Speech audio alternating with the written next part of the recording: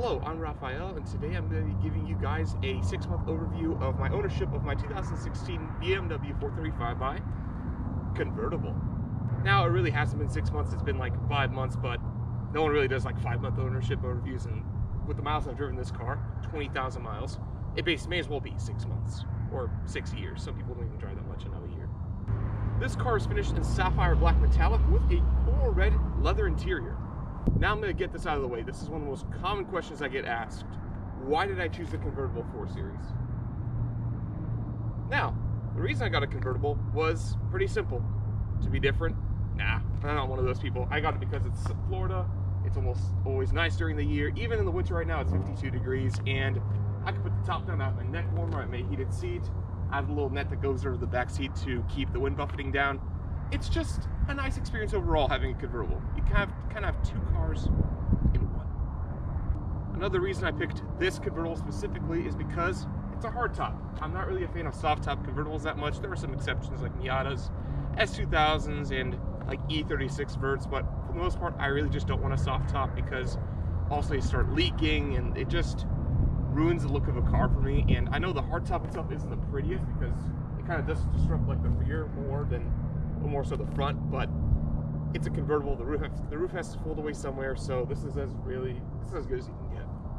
Another reason I went with a 4 Series convertible is because of the engine. This is the N55 turbo inline 6, which makes in stock form 300 horsepower, and it's so widely used in all the applications throughout the 2010s of chassis BMWs that I can take advantage of the tuning capability, which of course isn't as great as the N54 predecessor or the successor of the B58, but it's what I have to work with my budget. If you can't already tell, this car isn't fully stock like I bought it. I did some minor things to it. The car is sitting on BC coilovers, which is a decent coilover brand. It's on Avantgarde M359 wheels, which are reps, but I really don't care. It's sitting on Pirelli P0 tires with that. Lowered lifestyle banner, which everyone hates, but it's my car, so I really don't care. And it also gets attention. It's not a good thing, but it gets attention. Also, 20% ceramic tint because I really don't want to get pulled over by FHP. If I got 5% because it happened once, I got a $400 ticket. Long story. I did blacked out side markers because I don't like the orange look. M4 style grille, even though this is a non-M sport car, because I'm one of those guys. I also did an axle back muffler delete because I want to hear this car. That's the best way to put it. I just want to hear it, especially with the top down. You can hear everything. A BMS intake because I know it's a hot air intake, but I don't care. Makes whooshy noises and sounds cool. And most recently, I installed a MHD Stage 1 tune, which gets me like, I don't know, 40, 50, 60 horsepower. I don't know. It just feels faster and it removes my top speed limiter at 130 miles an hour. So that's really all I care about. Another question I get asked is, why didn't you get an M Sport? And the simple reason is I couldn't find one, and I couldn't pass up this local offer with a black or red color combo, which is way better than the boring color combo with M Sport. And I can always change the bumpers and steering wheel, and there aren't really any performance differences. I can always change that. The brakes are even the same. They're just painted silver instead of blue. Now, one of the most important parts of owning a convertible is, how does the top operate? Well, a good thing is with a BMW, if you have comfort access, you take the key, you hold the unlock button for a certain amount of time, and the windows will proceed to go down. Then you'll see, here's the show. Some people call it Transformers, usually non-car people. Some people call it origami if they're a little bit sophisticated. As you can see, this is the very compromised trunk. I'll show that more in depth in a little bit. And 4 eons later, your top will store neatly in the trunk. You get a little confirmation beep right here telling you the movement is complete. If you keep proceeding to hold the unlock button, usually the windows will go up, but this time it didn't. As you can see, this is how the car looks right now. With the top down, it looks way better. You can see the nice coral red interior, which I cleaned yesterday, but there's already some leaves in it because if you leave the top down, obviously, this is your ceiling. One of my favorite things about owning this car is this right here. This is the air scarf, which is controlled right there, and it blows hot air at your neck. So, well, it's a scarf. Pair that with the heated seats, the heater, and a little net that goes around right here that mounts into these holes, and you have a convertible you can actually use when it's like 45 degrees outside, and even with the t-shirt on, it'll be nice and warm and toasty. Now, moving on to the interior, and as you can see, this car's comfort access, so I can just get in with the key in my pocket. This button right here rolls down all the windows, which is pretty nice and neat. I wish that like non-convertibles had this because it's just very convenient. This car is a very well optioned 4 Series. As you can see, I have the Harman Kardon sound system, which is like something 11, 12, 13 speakers for a car this small. You can hear the music clearly, perfectly. There's subs under the seats, and it's probably one of my favorite sound systems in the class.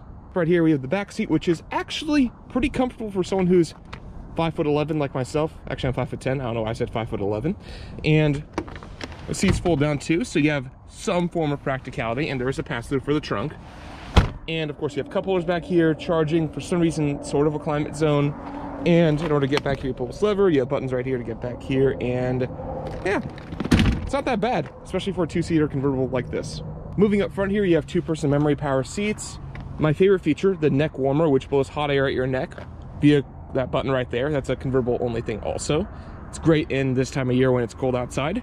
Of course, this car has 3-stage heated seats, a nice heater, so all that together and you have a convertible you can use during the winter.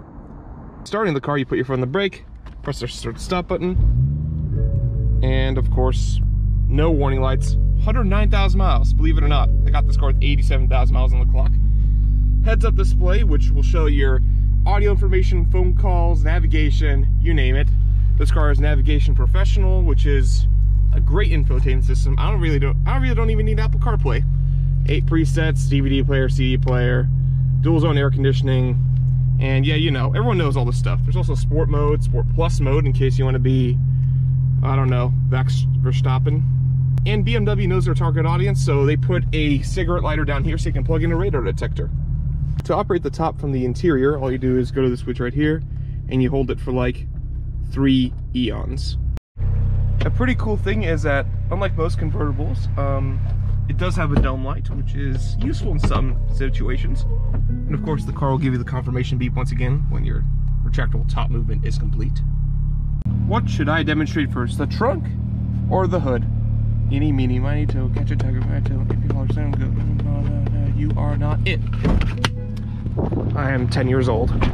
Right here, we have the N55 3-liter turbo inline-6, which makes 300 horsepower stock, 300 pound-feet of torque. My hot air intake's right here just so it sounds a little bit cooler, and it's a pretty clean engine bay, not too hard to work on. Moving on to the trunk, and it's not that bad for a convertible. As you can see, when you move this out of the way, which you have to have this down in order to retract the top into here, you actually have a decent amount of cargo space, I'd say. You can also use these side parts of the trunk when the top is in its closed position. You have the pass-through right here, and you can usually fit your day-to-day stuff. Nothing big, but if you don't have the top down and have luggage, well, you're almost out of luck. There's no space. Many people don't know what this button is, and I didn't initially, but in case the roof is stored in here and you need to get to the back of the trunk, which you obviously can't because it's all the way back there, you press that button and it'll like lift this whole assembly up, and you can get to the rest of the trunk, which is so over-engineered, and I never use it because in case it breaks, I'm effed. Let's go for a drive and talk about the rest of the points I have about this car. As you can see right now, it's pretty quiet inside the car for it being a convertible, and even in general, sometimes I forget this car is a convertible because I call this like coupe mode. I know it sounds kind of stupid, but it feels like a coupe right now. That's the point of a hardtop convertible. How's the general driving experience of the car, you may ask? Well, it drives like a modern BMW, which is great in many ways and not so great in some ways.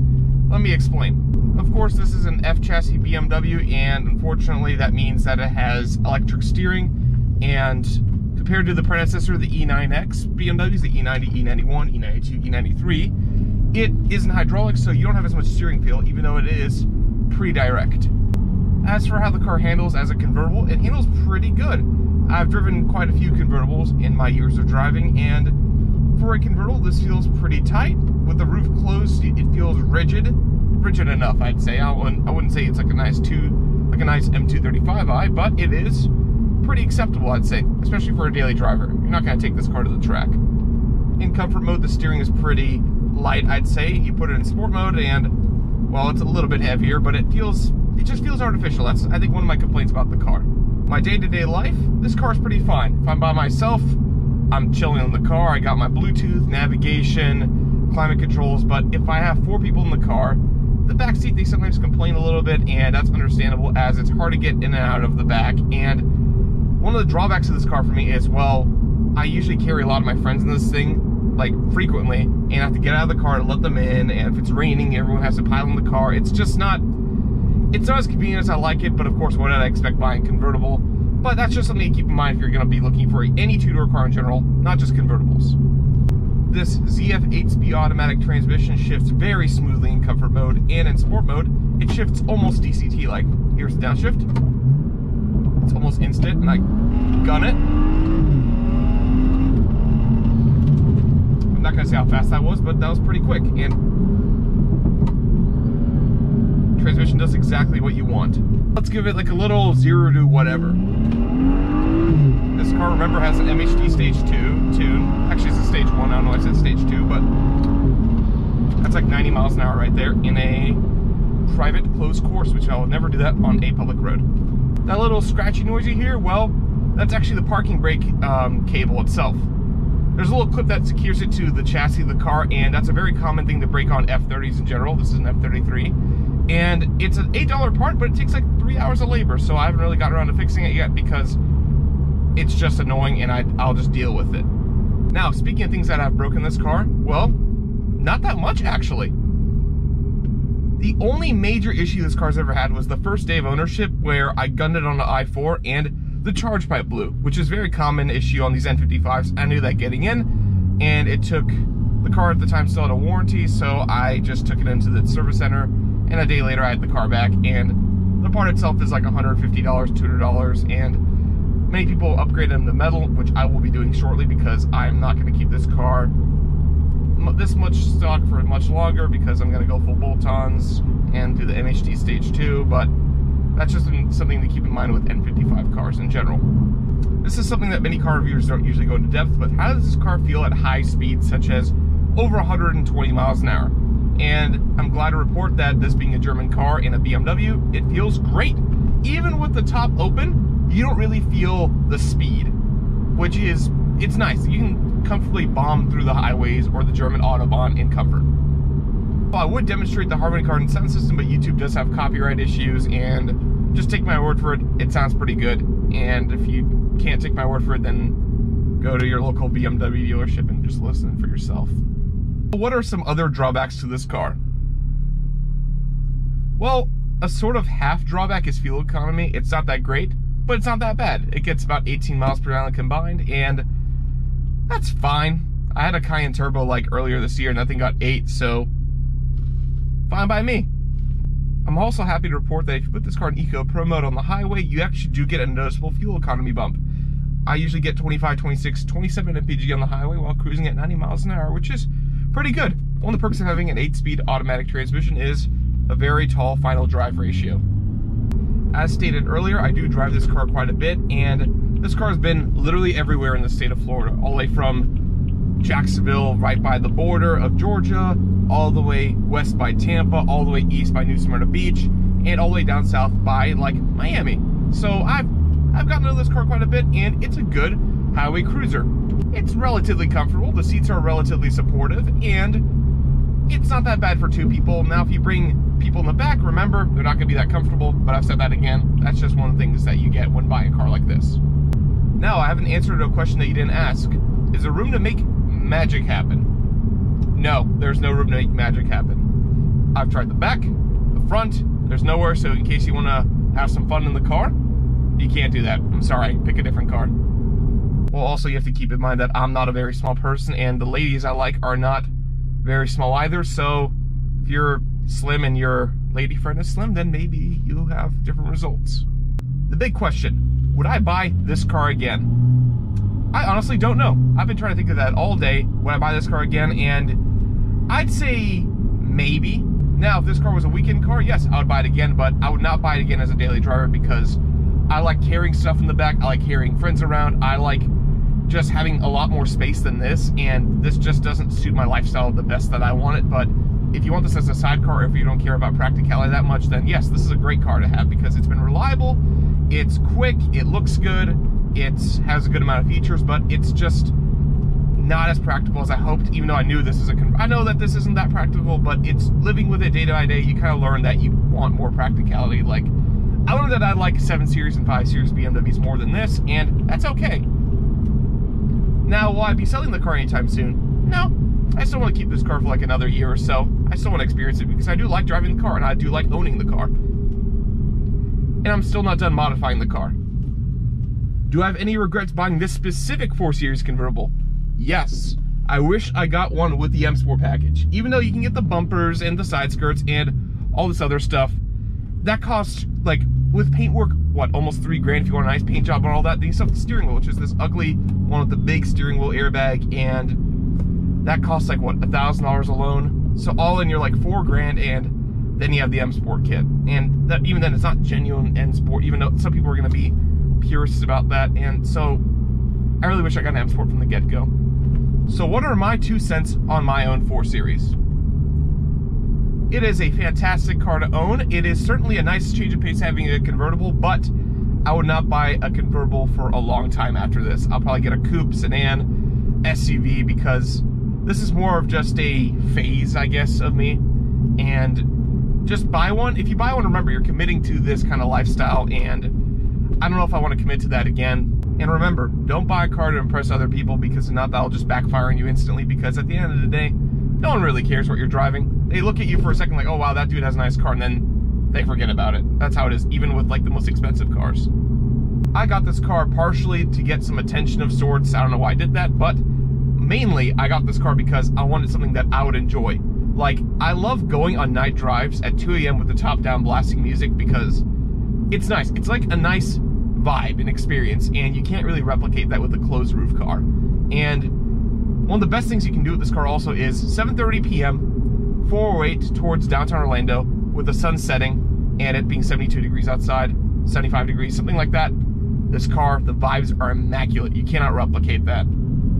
Well, that will conclude my 6-month ownership overview of my 435i convertible. Make sure you like, comment, share, post it on your story, post it on your Instagram story, send it to your friends. I don't know. I've never really done YouTube. I'm more of a TikTok guy, but you'll see me posting a lot more here.